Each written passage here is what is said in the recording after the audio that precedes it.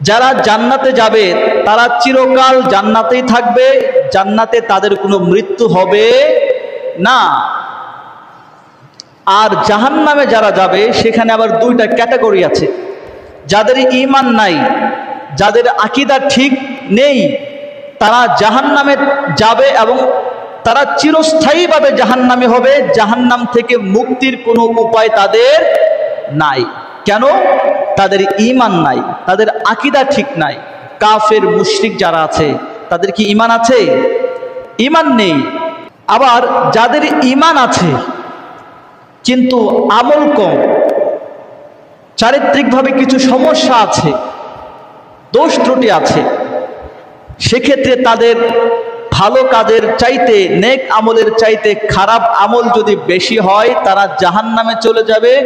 তবে একটা নির্দিষ্ট সময় কাল পর্যন্ত তাদেরকে জাহান্নামে থাকতে হবে। সে নির্দিষ্ট সময় ফুরিয়ে গেলে আল্লাহ রাব্বুল আলামিন তাদেরকে আবার জান্নাতে দিবেন। সুবহানাল্লাহ।